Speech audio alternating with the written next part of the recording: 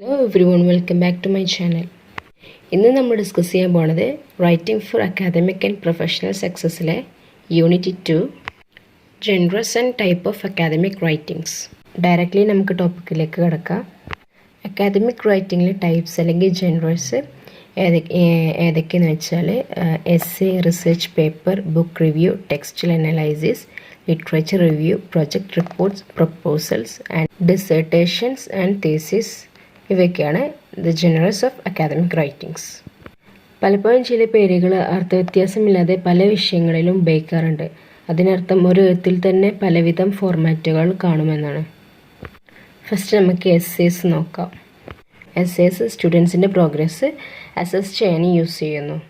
Academic essay എന്തിനാണെന്ന് വെച്ചാൽ ഒരു ക്വസ്റ്റ്യനെ ആൻസർ ചെയ്യാൻ, അല്ലെങ്കിൽ ഒരു ടോപ്പിക്കിൻ്റെ ഒപ്പീനിയനോ ആർഗ്യുമെൻറ്റിനോ ഡിഫെൻഡ് ചെയ്യാൻ, ഒരു സപ്പോർട്ടിങ് എവിഡൻസ് വെച്ചിട്ട് ഡിഫെൻഡ് ചെയ്യാൻ, ഇതിനൊക്കെയാണ് നമ്മൾ അക്കാദമിക് എസ്സേസ് ഉപയോഗിക്കുക അല്ലെങ്കിൽ എഴുതുക. ടൈപ്പ് ഓഫ് എസ്സേ ഡിറ്റർമൈൻ ചെയ്യാൻ ഇൻസ്ട്രക്ഷണൽ വേർഡ്സ് ഇമ്പോർട്ടൻ്റ് ആണ്. ഇൻസ്ട്രക്ഷണൽ വേർഡ്സ് എന്ന് പറയുന്നത് like analysis, assess, compare, contrast, critical analyse, define, describe, discuss, distinguish between, elaborate, evaluate, examine, explain, illustration, justify, outline, states and summarize. ഇവയൊക്കെ instructional words ആണ്. Academic essays mostly ഒരു linear സ്ട്രക്ചറാണ് follow ചെയ്യുന്നത്. Which means ഒരു പോയിന്റിൽ നിന്നും മറ്റേ പോയിന്റിലേക്ക് ഒരു സീക്വൻസ് ആയിട്ടാണ് മൂവ് ചെയ്യുക.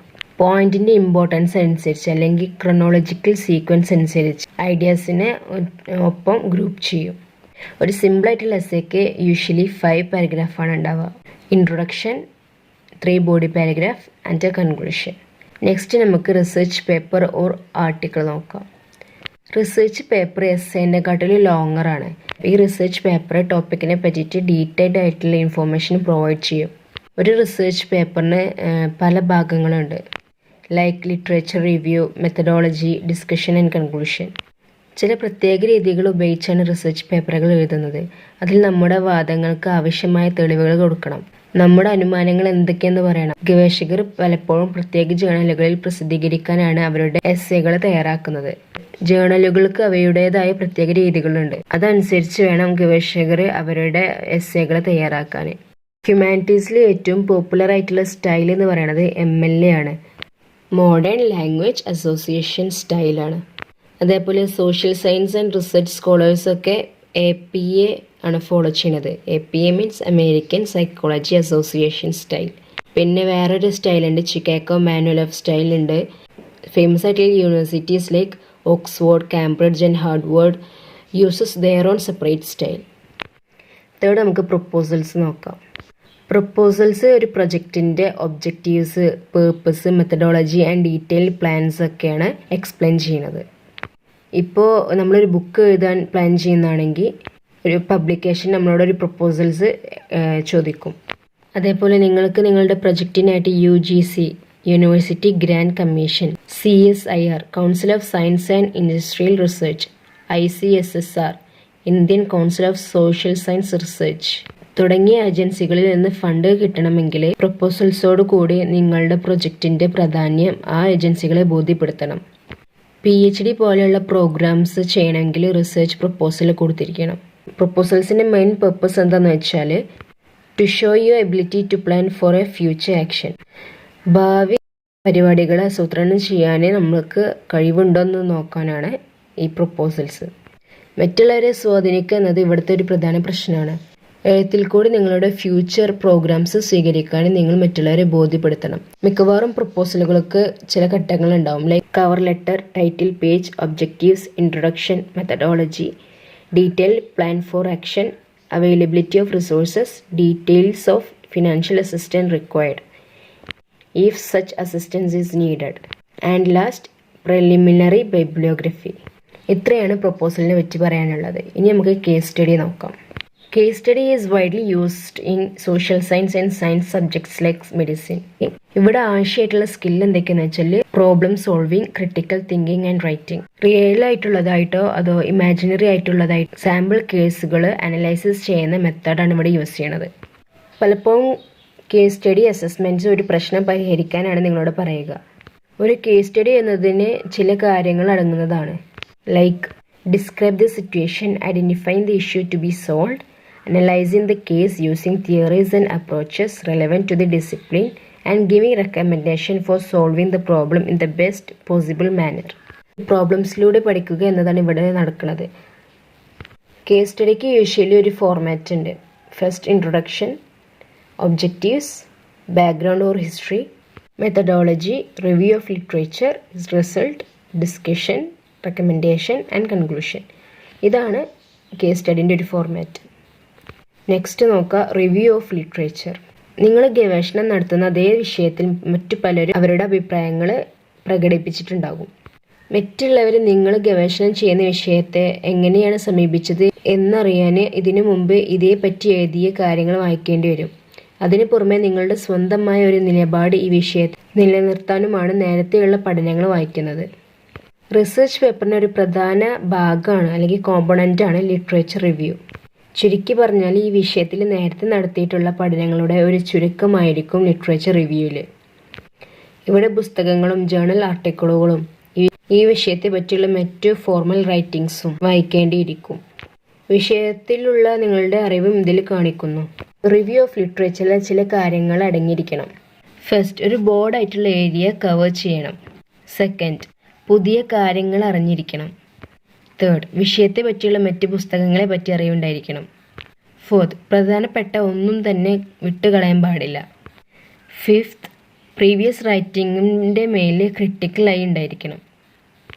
സിക്സ്ത്, റിവ്യൂ ചെയ്ത വർക്കുകൾ ഏതൊക്കെയാണെന്ന് റെഫറൻസുകളിൽ കൂടി കാണിക്കണം. ഇത്രയാണ് റിവ്യൂ ഓഫ് ലിറ്ററേച്ചറിലുള്ളത്. Next, dissertation or thesis. ഈ ഡിസേർട്ടേഷൻ ഓർ തിയസിസ് എന്ന് പറയുന്നത് ഗവേഷകർ എഴുതി ഉണ്ടാക്കുന്ന റിപ്പോർട്ടുകളാണ്. ഈ രണ്ട് വാക്കുകൾ പല രാജ്യങ്ങളിൽ വെവ്വേറെ അർത്ഥത്തിലാണ് ഉപയോഗിക്കുന്നത്.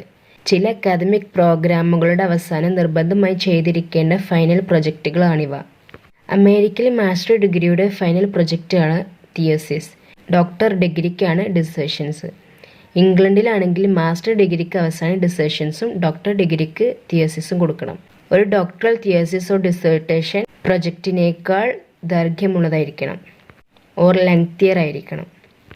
സയൻസിനും സോഷ്യൽ സയൻസിനുമുള്ള തിയസിസ് ഓർ ഡിസേർട്ടേഷന് ചില കാര്യങ്ങൾ ഉൾക്കൊണ്ടിരിക്കണം. Like title page, abstract, introduction, review of literature, methodology, result, discussion or findings, reference or bibliography. വിവിധ യൂണിവേഴ്സിറ്റികളിലും വിവിധ രാജ്യങ്ങളിലും ഈ ഫോർമാറ്റുകൾ സ്വല്പം വ്യത്യാസങ്ങൾ ഉണ്ടാവും. Next, approaches to the academic writing. Some of the approaches to the academic writings are expository, descriptive, persuasive, analytic, critical or evaluative, narrative or reflective. ഇനി ഇതൊക്കെ എന്താണെന്ന് നോക്കാം. എക്സ്പോസിറ്ററി എന്തിനാന്ന് വെച്ചാൽ to explain, inform, define or describe a subject. ഒരു subject describe ചെയ്യാനോ അല്ലെങ്കിൽ define ചെയ്യാനോ അല്ലെങ്കിൽ ഇൻഫോം ഓർ എക്സ്പ്ലെയിൻ ചെയ്യാനോ ആണ് എക്സ്പോസിറ്ററി.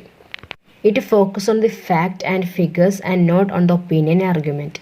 ആർഗ്യുമെൻറ്റിനോ ഒപ്പീനിയനോ അല്ല ഇത് ഫോക്കസ് ചെയ്യുന്നത്, മറിച്ച് ഫാക്റ്റ് ആൻഡ് ഫിഗേഴ്സിനെയാണ്. ഇതൊരു ലോജിക്കൽ ഓർഡറിങ് ആണ്. കോമൺ ആയിട്ട് യൂസ് ചെയ്യുന്നത് ടെക്സ്റ്റ് ബുക്സിൽ, ബിസിനസ്സിൽ, ടെക്നിക്കൽ സയൻറ്റിഫിക് റൈറ്റിംഗ്സിലൊക്കെയാണ്. Next, descriptive. Use visual words and description to enable visualising.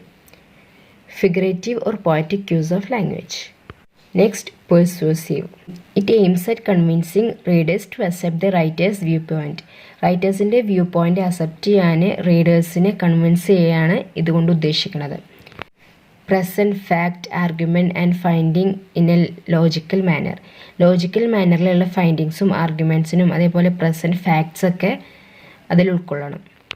Plenty of evidence to substantiate the argument. Argument substantiate ചെയ്യാൻ വേണ്ടിയിട്ട് എവിഡൻസ് ധാരാളം ഉണ്ടായിരിക്കണം. Next, analytical. ഇതിലുള്ള എലമെൻറ്റ്സ് ഏതൊക്കെയെന്ന് വെച്ചാൽ exposition, പെർസ്വേഷൻ and description.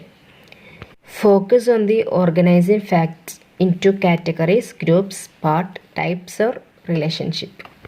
Provides possible situation and alternative responses. Next, compare and contrast. Next പറയുന്നത് critical or evaluative. It point out the merit and demerit and provide alternatives. contain elements of persuasive writing, present more than one point of view including the writer's view. Next, narrative or reflective. It presents a story, personal experience, ideas through narration. Often gives life experience of the writer. Writers'ine life experience ഇതിൽ include ചെയ്യും. Can be written in first person, conclusion with the personal view. These are the key features of the different kind of writings. Next ടോപ്പിക്കിലേക്ക് കിടക്കാം. Rhetoric mode of writing. Rhetoric എന്നതിൻ്റെ meaning അലങ്കാരശാസ്ത്രം എന്നൊക്കെയാണ്. ഒരു essay എഴുതുമ്പോൾ അതിനെ മുന്നോട്ട് കൊണ്ടുപോകുവാൻ പലതരം റെറ്ററിക് മോഡുകളും നമ്മൾ ഉപയോഗിക്കേണ്ടി വരും. ഏറ്റവും കൂടുതൽ ഉപയോഗിക്കപ്പെടുന്ന റെറ്ററിക് മോഡുകളാണ് narration, recounting the facts, description, describing person, place or things, illustration or exemplification, explaining with example, division of classification, explaining category and parts, process analysis, explaining how things work and how things can be done, comparison and contrast, showing similarities and dissimilarities, definition, giving their meaning, arguments and persuasion to make claim and substantiate them. This is all about the unit genres and type of academic writing in academic paper. Thank you.